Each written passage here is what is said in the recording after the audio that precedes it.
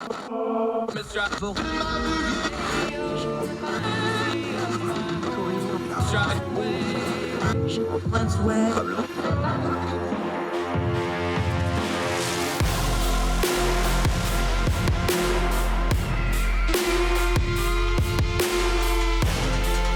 your host, Andrew Donaldson.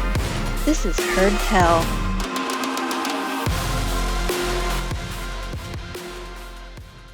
Welcome to Heard Tell Show. This is twice on Sunday. This is our recap of the week that was at Heard Tell, where we try to turn down the noise of the news cycle, get the good information, have great conversations with knowledgeable guests, kind of ignore all that caterwauling that we find all over the news cycle, and get to things that actually matter so we can discern the times we live in. We do this primarily through talking, conversations, discussing with knowledgeable guests, trying to keep wider perspectives, find out things we don't know, challenge our own thinking sometimes, and see if we can't make the world a little bit better place, one discourse at a time. We don't want to just add to all the yelling and hollering and fussing on the interwebs and social media and places like that. We had 5 great guests on this week on Heard Tell. The first one was Grace Bydalek.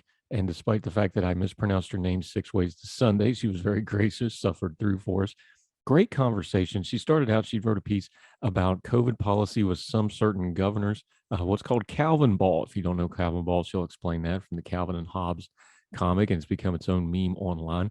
But the second part of this conversation got very personal and in depth, and I just loved it so much. We talked about culture, like the performing arts, like theater, music, things like this that we've somehow got pushed to the side during the pandemic and lockdowns and things like that, and how important they are to us as human beings. She's also a working actress and performer, so she has great insights on that. She also talked about what it was like to be in New York City, those early days of the lockdowns when things got very, very dark in a very, very big hurry.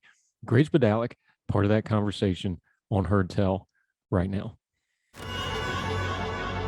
So something obviously got you into the arts, got you into acting. Talk about the human side of it. Like, why is that important? Because you talked about, you work with kids, you were in New York City for the worst of this stuff, you saw it firsthand. Yeah. Talk about what the arts means to people, not just as a performer, but if you're a performer, you started as a fan first. That's just how that works. Talk about the human side of it, and when that's taken away, we really do miss a part of us that's human. That is, it's not as important as your food and things like this, but it really is important to your psyche, and it is important to us as a people, isn't it? Yes, 100%.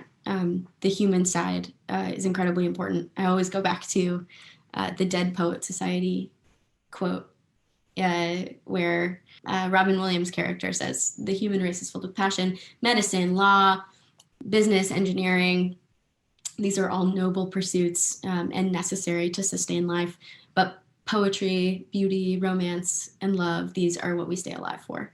I think we saw a lot of that in the pandemic, where people were recognizing, oh, I haven't seen live music in 2 years, or, oh, I haven't touched somebody in weeks or months or years. People, even in New York City now, we're seeing people just standing in crowded concert halls and crying because they're able to experience these things again, because they're able to experience each other again, because they're able to see each other's faces again. And so I think COVID was it just emphasized how important human connection and artistry really is. Do you think we've learned any human lessons out of COVID? We've been talking a lot about, we've learned a lot about how our government functions or doesn't function, to be more specific. We've learned a lot about how science works and doesn't work. We've learned that the academic and science community needs to work on their communication to the common people. By their own admission and to their credit, they realize, like, hey, we're not real good at this TV thing. We need to work on this. Those are all well and good. Have we learned any human lessons, do you think, from this COVID thing? Because you're a performer, you're on the human side of the scale of those things. Are we learning anything as human beings about connecting and talking to people and just appreciating life? And that the famous dead, since you want to go Dead Poet Society, the carpe diem part of the life, are we seizing the day, or are we just kind of reverting to our priors and going, well, this just confirms everything I thought before? I can't speak to the general human experience, but I can speak to my own.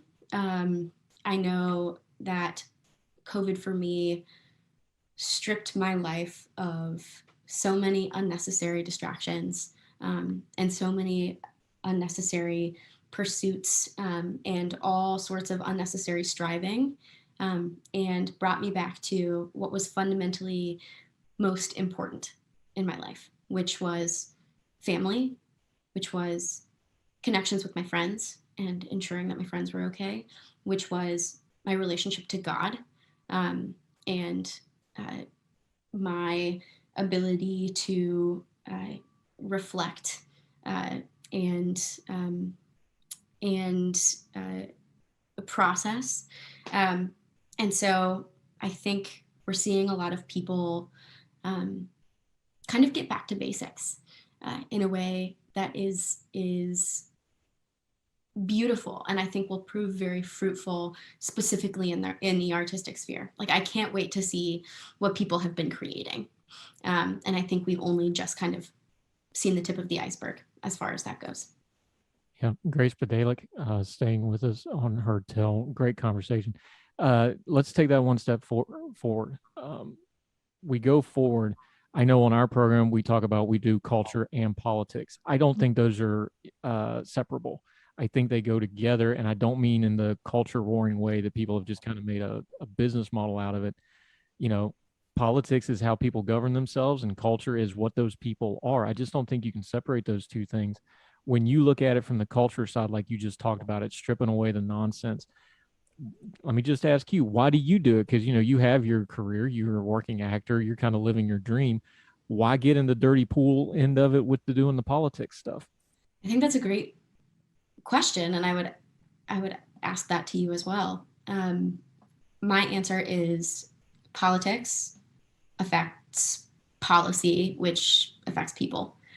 And so I've seen in real time the ramifications of political decisions made by our elite class on people like you and me and like my brother and like my family, and like the kids that I'm involved with in the Bronx. And I think if we care about each other, we should care about politics as well. Yeah, for me, that's exactly what it is, it's a people thing. And Yeah. I keep watching the news, and they never talk about issues as people, and they don't talk about politics as people, and they talk about demographics without somehow realizing that those demographics are all people.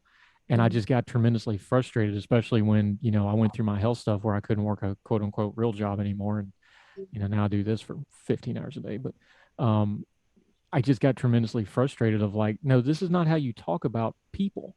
Yeah. The news networks, and I don't want to bash media because we have lots of good friends in journalism. The good journalists, they're always, it's something somebody told me about writing years ago when I first started writing. And I remember it's like, whatever you're writing about people. Whatever business you're in the people business.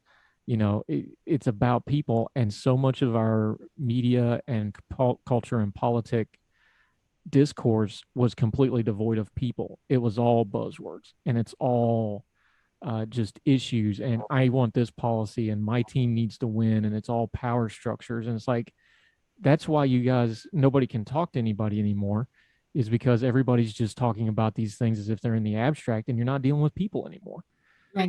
Right. I totally agree. And this kind of polarization that we see is really unfortunate. I was in a musical theater program in college that was entirely liberal, except for me.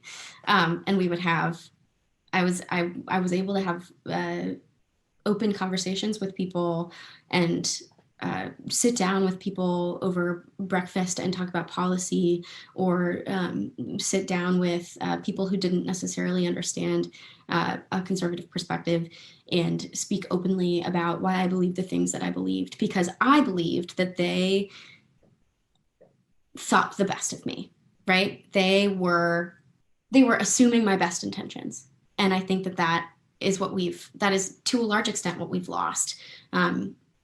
We've lost the ability to sit down at a table over a meal with a person who we vehemently disagree on as far as policy goes, and say to them, I think you're wrong, but I genuinely think that you want the best for the most people.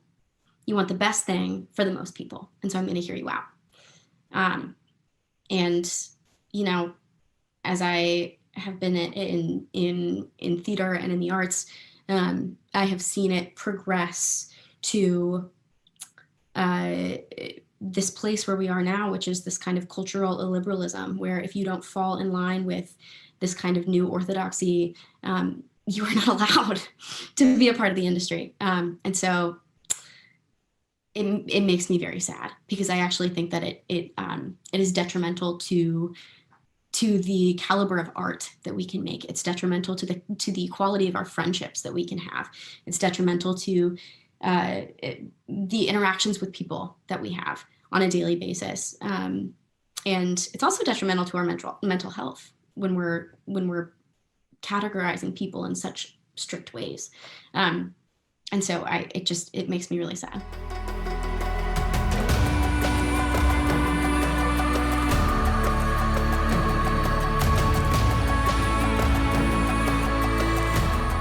Welcome back to Heard Tell Twice on Sunday, as we continue to recap the week that was. One of our favorites. Man, I greatly respect, I treasure his opinion on things, even when we disagree on things. He's a good and honorable man, and I love his perspective on things. Bennett Sanders, our buddy from up in the Twin Cities. He's a writer. He's a pastor. He also works in some media creation stuff. He always has great insights. Been on the program frequently. A while back, we talked a little bit about union labor and some regulation stuff. He wanted to push back on some of that. So, of course, reached out. Of course, you can come on, Dennis. We love having you. Talk union labor. He comes from the perspective, both of his parents were United Auto Workers in Flint, Michigan. As he says and jokes, they were union members, but not of the same union shop, interestingly enough. Dennis talks union labor and what it has been in the past, what it is right now, and pretty clear-eyed about what its future can and should be, and how that doesn't match up with what some of the unions seem to think it should be. We also get into things like regulation. Also, Dennis has a wonderful multi-part series that he's writing about the fall of Sears and Kmart.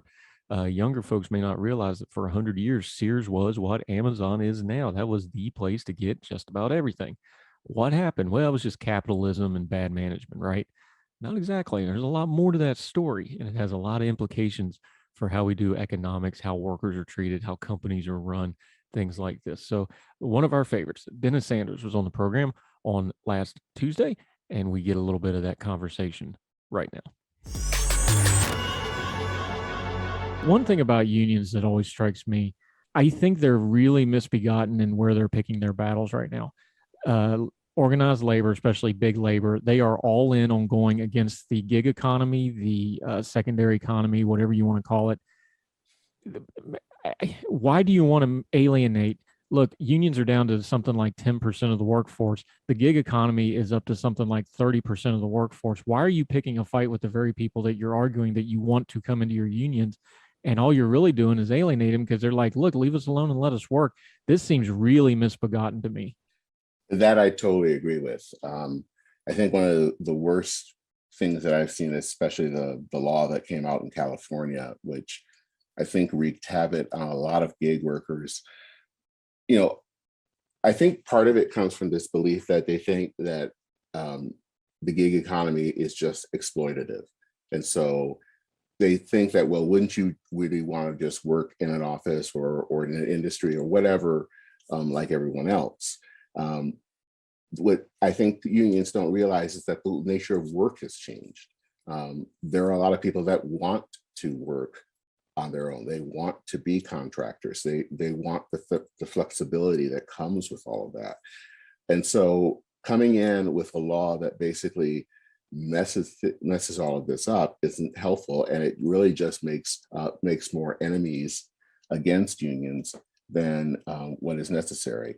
I mean, if unions want to be of help in this changed economy, then what they should be about is trying to create guilds or things to that extent that would help people who do go into the gig economy, instead of trying to basically mess up what they want to do, which is to work independently and to call their own hours.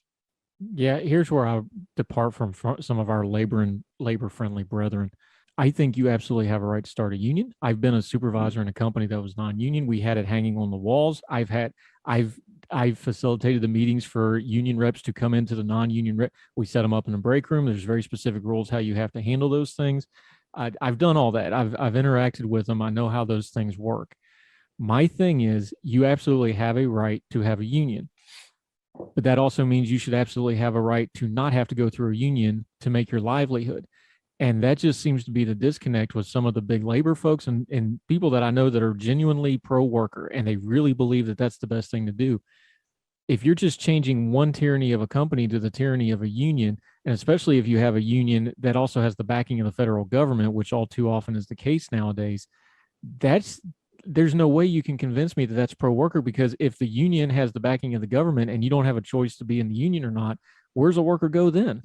Yeah, and I agree. One of the things I remember growing up that I can just remember, even as a kid, I didn't like this, is the whole concept of I think they would call it a closed shop, where basically if you took a job, you are automatically part of the union.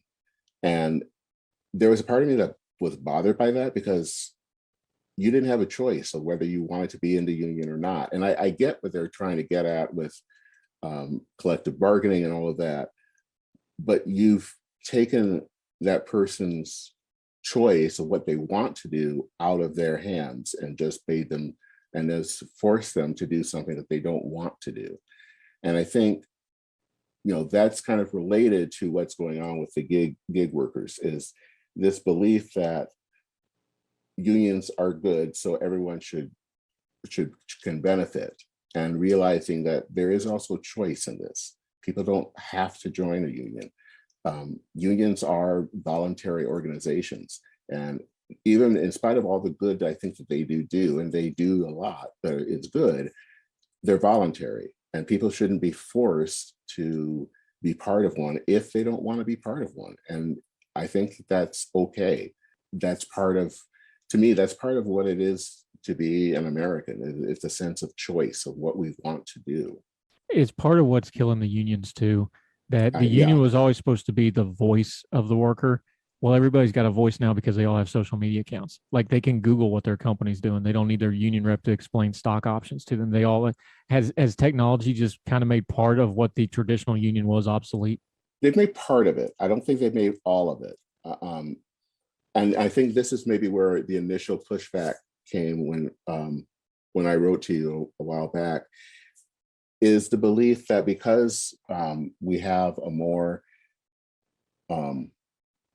atomized society, social media, things that allow us to speak up, we tend to think that we have more power than we used to. And I think that there in some cases that's true, but in other cases it's not.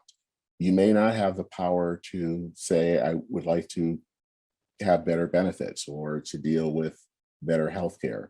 So there are some areas in some industries, not every industry, your one voice doesn't always carry when you're up against a management.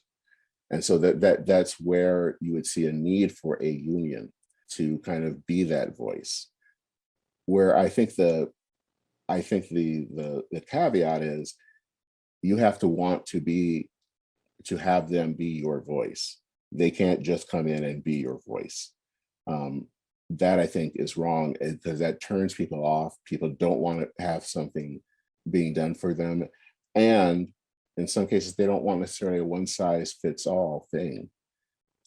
So unions are still necessary, but in this day and age, in the age of social media, in the age of a gig worker, it's not going to operate like it did in 1968. We're not that economy. And that's, I think, part of the problem of why unions aren't doing as well, is because they haven't necessarily always changed with the times.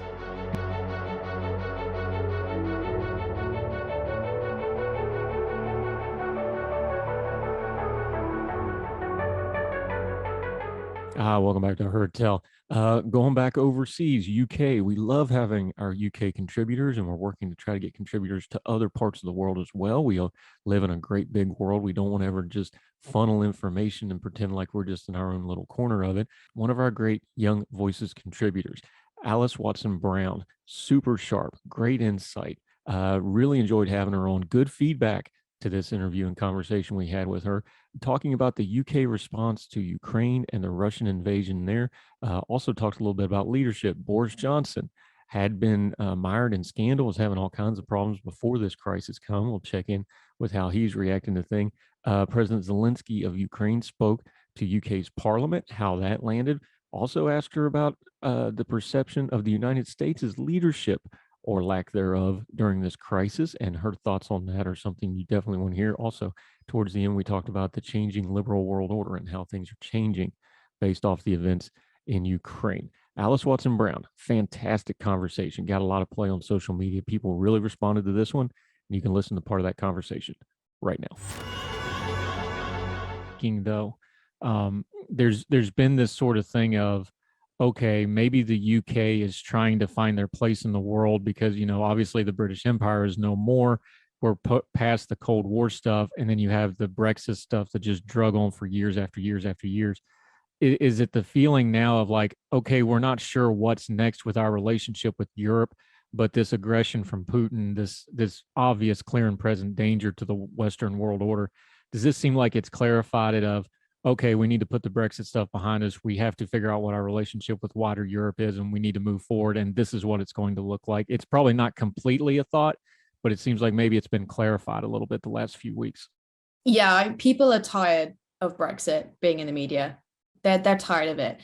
People still poll, and supposedly the latest poll is that 49% of British people still think it was wrong to leave. I don't know how much I trust those polls. They don't release the questions that they ask the public.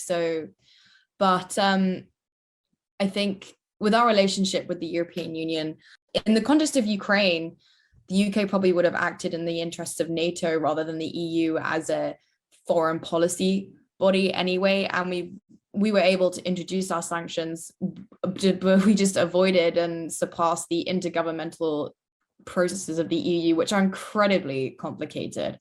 And I think despite our spats with migrants and economic migrants, mainly with Macron, we have to show unity. We can't be petty and talk about technocratic clauses of Brexit and where people can fish. That's not what politicians are there for. This is what these institutions and these alliances were made for, is to stand up to threat and balance power. Because Putin sees this as a zero-sum game. And if we retreat because we are fractured over a political decision that occurred in 2016, how weak are we? There will be no moral backbone if that's what our politicians do. And I think it would be an even graver disappointment if that is what prevented us from taking coherent action. So I think hopefully the Brexit debate is over. When it comes to the bitterness, the soul bitterness that encompassed people, and the division, the hatred. It was my first kind of years of becoming politically mature, I guess. First Brexit and then COVID, and each of them was, I'm for and against this. And if you don't agree with me, you are X and you are Y, and you don't have any heart or any soul.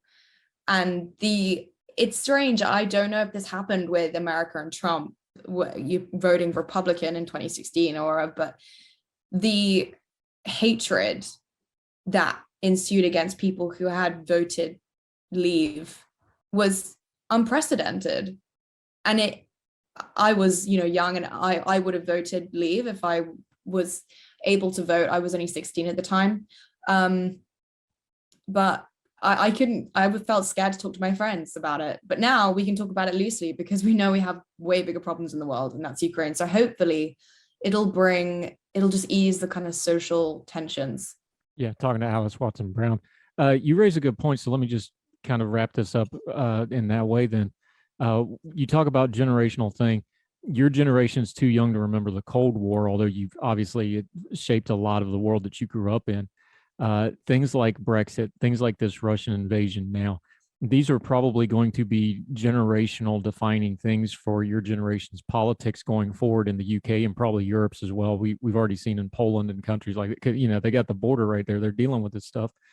How do you think that plays out as they look forward? Because we were kind of all assuming that the COVID stuff might be a generation shaping thing, but this may actually kind of eclipse some of that. How do you see that going forward and how it's going to play with that rising generation of, post college starting to become professionals and how they see the world? Well, there is a sort of running joke among my generation that we're really bored of living through paramount historical events. We've had huge constitutional change, a global pandemic, and possibly on the brink of World War III. To me, what is interesting is how the global liberal order changes and how it will develop. And I possibly see our generation as being the generation that marks the development of a multiplex world, wherein it's not necessarily defined by hegemony or balance of power, but a multitude of globalized systems, be it trade, finance, non-government organizations, multinational companies, all forming different alliances for different purposes rather than just the United Nations or the ICC or and I think that is a good thing but also terrifying, because when it comes to multinational corporations like Amazon or big tech, none of that is democratically accountable. So that means it's all self-reliance, it's all self-protection, it's all finding about how you can keep as much control over your own life as possible, because our lives are so commodified. We're all online now. Every part of us is sellable and usable for a profit to an advertising company. And I think rather than looking at it as what are we, the generation of data, or are we the generation of war and pandemics? I'm leaning towards the former. But that's my opinion. Great answer to an impossible question to answer. So good job on that. Alys Watson-Brown, one last thing to kind of round this back to where we started, the viewpoint of the UK and of Europe a little more broadly. What's the viewpoint over there of America's leadership? We talk, we're obsessed with ourselves. Let's just call it what it is, because we think the whole world revolves around us. But what does Europe and the UK specifically, how do they see America in this crisis? Do they see us as followers? Do they see us as leaders? Do they see us indifferent? How is the current American leadership playing during this crisis in Ukraine? Well, firstly, I don't think there's anything wrong with American exceptionalism. It's a very interesting phenomenon that is, it's a very specific form of patriotism, which I'm interested in. But my answer to that question, it really depends if you think that Trump would have been better in this situation or Biden. Personally, I think Donald Trump would have been slightly better, because he could have mobilized some of the more controversial allies that Biden wouldn't want to go near with a 10-foot barge pole, like Saudi Arabia, for example. There are reports that Saudi aren't even answering Biden's calls. I had that on the radio. I think from our perspective, we need a leader, and this is America's perfect chance to exercise itself as not only a hard power when it comes to sanctions, or even emphasizing the mutually assured destruction concept that was so key in the Cold War, but also as a normative power, a power of promotion of democracy and freedom. But a lot of us now don't necessarily look to America as this beacon of freedom and hope. I think exposed by the sheer impact that COVID had, not at a political level, but at the health level of US people. People are very sick in Western countries. And I think the US is a kind of powder keg of that, be it from processed food or from bad governments, healthcare inequalities. We're not necessarily looking there domestically, but we would feel incredibly insecure without America with us on the world stage. Yeah, we do too.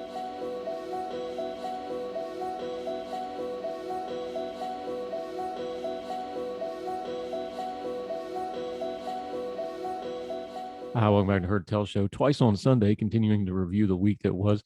While the news stories are dominated with things like Ukraine and like politics, folks still have to buy stuff, and they're still noticing gas prices and inflation, and it's getting expensive out there. So we do what we do frequently on this program. We had our friend Jericho Hill back. He's an economist, works for one of those four letters, kind of the running joke. He works for one of those 4-letter government agencies, but his opinions are his and his alone. For this matter, but he's our economist buddy. He comes on, explains these things so well that even I can understand them. Gas prices, inflation, how these things actually work. Also, how the war in Ukraine and Russian aggression and the sanctions against Russia are going to greatly affect the world economy in multiple ways. Also talk about how things, like we talked about with other guests, the dirty Russian oligarch money, how the unseen parts of the economy greatly affect the seen parts of the economy. So how things like the UK cracking down and the sanctions are going to affect the wider world economy. Great insight from Jericho Hill. As always, he always throws in a few little wrestling references as well. For those in the know, they can catch on all those little nuggets. Jericho Hill on Heard Tell. Here's a snippet of it right now. We were just talking about the dirty money, the oligarch money. Talk about, because you're an economist, but you're also a sports fan, you keep up with the culture. Explain to folks the ultra wealthy, things like a sports team, like a Chelsea, things like a yacht. Those aren't just token toys. Those are also ways of parking money when you basically have no way to park massive amounts of money any other way to do it. And you got to put it somewhere, right? Yeah, I mean, art is another great example of a way to park money. But certainly, so of course, some of the folks that invest in sports teams do a very good job of increasing that investment and treating it like a business, and others it is simply, just as you said, a money dump. There's I think this might be less of an issue for most American sports leagues, but certainly soccer throughout the world is a sort of well-known dumping ground for some of this. Real estate is another dumping ground. Lots of there's also lots of obfuscated real estate holdings. So at the very high end, it doesn't affect the average person when trying to buy a house. People don't buy homes that are hundreds of millions of dollars, right? Unless you're filthy rich. But who exactly holds those very high end real estate homes? Is another thing where you may not necessarily know who actually owns that house. But it's there to park money. It's a diversification strategy. Wu-Tang. Wu-Tang Financial. Talking to Jericho Hill, master of many things, but mostly economic things. Okay, when we have an uncertainty like the Ukraine situation, this looks like it's going to be at least a semi-protracted war, at least through the summer, probably at the very least. How does the market start to adjust? Because they can't just keep bouncing out of fear and uncertainty. They're going to settle on something, especially if this starts looking like it's going to go for a while.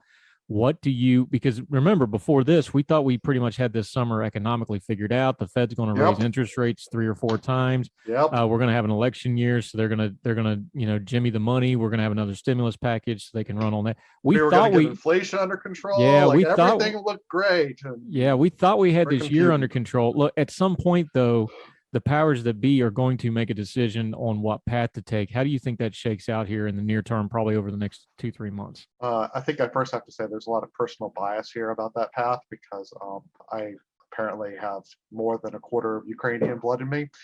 So I have a little bit of a loyalty sympathy here. I don't see this conflict ending nicely. I don't see it ending a whole lot anytime soon. It's going to cost Russia quite a bit. Their economy is already, quite hurting. You can watch the ruble essentially do a roller coaster free fall.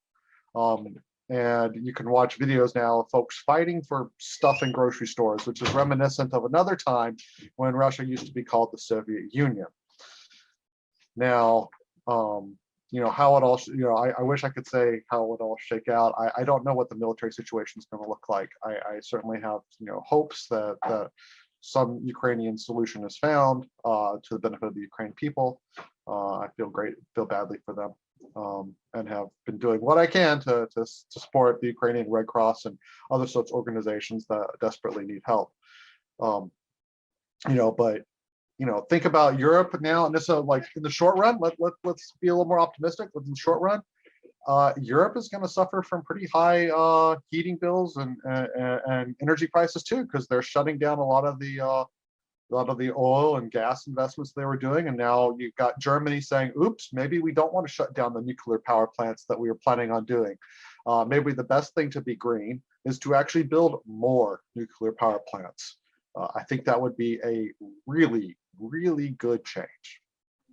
Yeah, I've kind of, we love our analogies here. I've taken to calling it like Jules Verne. He got an astonishing amount of things right on Journey to the Moon. That, 3 guys on a couch. We put 3 guys on a couch in a capsule. He used a projectile. It was a capsule. They had to he got a lot of stuff really right. The problem was we needed to wait 84 years to NASA to figure out the really important stuff, like, hey, let's not use a cannon. Let's build a Saturn V and get it up in the low Earth orbit. I think that's where we're at with some of the energy stuff right now, where we can see the solution. We've figured out kind of the big picture part. Okay, this is possible, and here's how we do it. But there's a whole lot of people that are still in the science fiction realm of, oh, we'll just put them in a cannon and shoot them up there. And that's how they're kind of dealing with this energy crisis stuff. That's not how the world works. We can see it, but we're still 40, 50, 60 years, whatever, maybe sooner with technology, from really changing how energy, especially geopolitical energy, and how practical energy for the poorer folks in the world are. Am I wrong in using that kind of analogy of like people can see it, and then things like Putin kind of bring it back in focus, like, okay, we're not as close as we are? I think Putin's action might have accelerated that timeline a little bit for the Western world. Now, yeah, I think you're right. And when we just talked about substituting, coal power plants for instead of and use nuclear power plants instead, right? And seeing maybe there'll be a lack of environmental activism against nuclear power plants now going forward, particularly in Europe. Although nuclear power has been pretty stalled here in the U.S. as well, which is unfortunate. As an aside, right, I used to work for a power company, so I like to think I know 1 or 2 things about power generation. So I'm going to bring some of that knowledge here. Even if we today could build, 100 nuclear power plants, and we actually had a site to put them, the distribution of that power is yet another complication, and our energy grid still desperately needs repairs. It needs upgrading. You would need a lot of more additional substations. You need some, substation infrastructure upgrades. I don't know what you do about the Texas power grid. That thing's a mess. So just think about all those moving parts. We are still a long ways away from being able to move our economy off of oil and coal.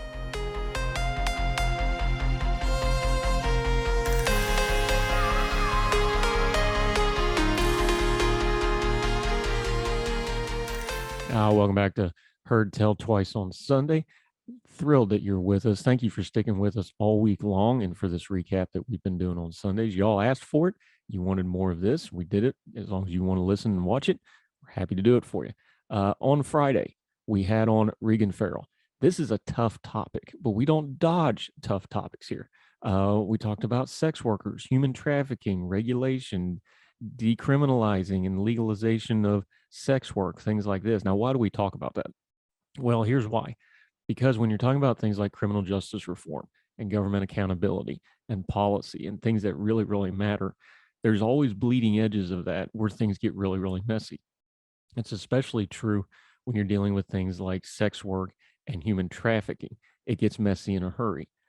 The mess is because of a couple reasons. One is there's a tendency in law enforcement to start pushing the boundaries on what are and are not rights. And if a right is not a right for everybody, it's not a right anymore.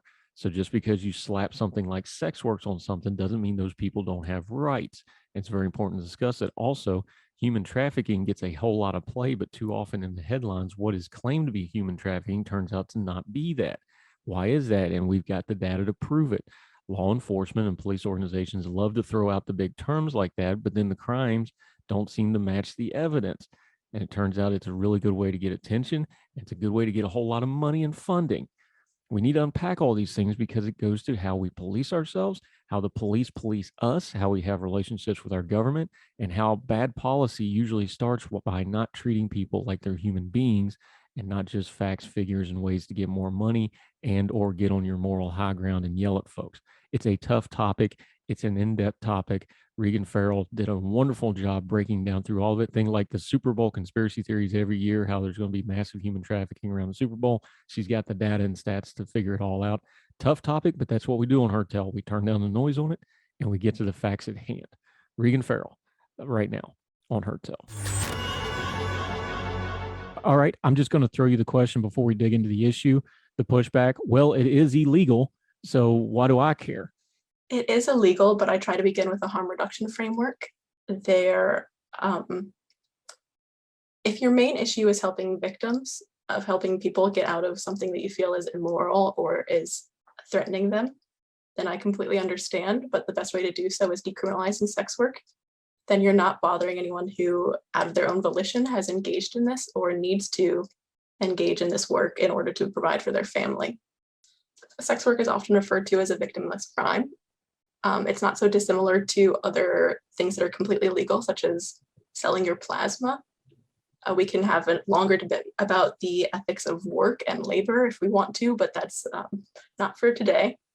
But a lot of people will take jobs that they don't either care about or are actively destructive to them. I think of my father working in factories his entire life, who is not able to stand up straight anymore. And so when you're talking about sex, it's often because people feel some sort of way about the morality, and that's why it's criminalized. Yeah. Now let's get some nomenclature done. There is a difference between decriminalizing it and making it completely legal. There's a little bit of a nuance there, just so everybody has the nomenclature right. What's the difference between legalizing it and decriminalizing it? This is language we hear with marijuana a lot of the times. We've seen it with gambling now, where gambling has gone mainstream. Just give folks the nuance of that a little bit of what exactly we're talking about here, because it comes off like we're going to have societal approval of something, and that's not exactly what we're talking about here. It's not tacit approval. Decriminalizing sex work is preferred by sex workers because it doesn't hold a criminal penalty. Legalization often looks like what's available in Reno, Nevada, for example, which is just a state-owned monopoly. It imposes harsh regulations. Sex workers there are only able to work in the state-owned brothels. They're not allowed to work as independent contractors. And they actually turn over about 50% of their wages to the pimps, the brothel owners, in that system. Decriminalization allows sex workers to operate as independent contractors, form their own coalitions, really work out what they want to and make their own hours.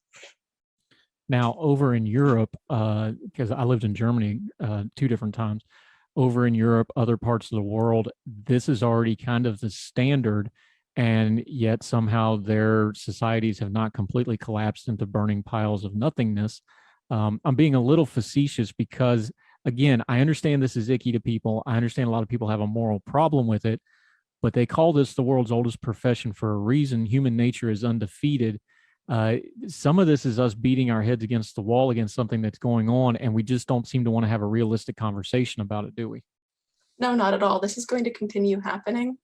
You're not going to see the oldest profession immediately cave in the moment that you have criminalized it. You haven't. It still continues in the shadows, and it is just really dangerous for the people involved. So this goes back to what we were talking about, harm reduction. You're not going to take somebody that's working on the street or out of a hotel room or whatever stereotype you have in your head about sex work.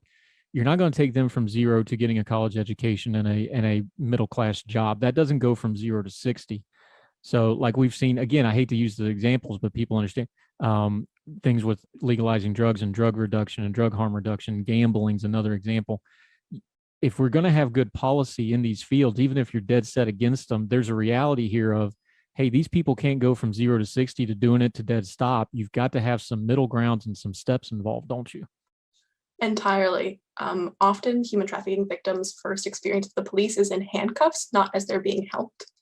And it's incredibly difficult for a lot of these human trafficking victims, once it's discovered that they're victims, to overturn their convictions And you can imagine a world where sex work is decriminalized and there's no record. And so this person is found out to be a victim. They receive resources, help, job training, and they're not spending all of their hard-earned cash trying to overturn a conviction that is wrongly imposed upon them. We've seen it in other areas of the criminal justice system, especially on what we call the low end, which we probably shouldn't refer to at that end, but the petty crime end, things like this. This is really a situation, again, like drug use, like recreational drug use. We seem to be making more criminals than we actually seem to be doing anything about actual crime, don't we? We certainly do. Your hearing pushes for something called the end demand model, which sex workers advocate against. This criminalizes the client, but not the worker. In practice, this happens in Amsterdam, for example. In practice, this actually just drives the transaction further underground because sex workers will work to protect their money, their transaction, and their client. You have a very traditional sort of leaning in the window, saying hello, offering the prices. This can't happen under the end demand model because you have to speed up the entire transaction. The client is often anxious of getting arrested. And so instead, the worker will just hop in the car and then they have to negotiate once they're already in the car. They can't assess the situation before they're engaging.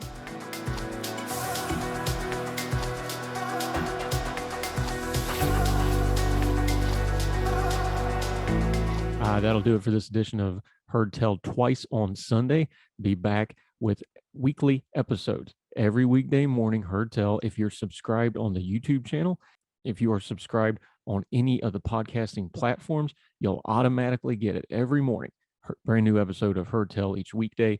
Every afternoon, the Heard Tell Good Talks portion. That's just the interviews. We break those out. They come out every afternoon. Folks really love to respond to those. That's a great thing to share on your social media too, especially because these things are always timely. When the topics at hand come up, you can go back, pull them up, send them out again. And a lot of our guests come back and forth over and over again. So if you're subscribed, you can go through the archive, see their previous appearances on Heard Tell. Also, our partnership with Big Talker Radio.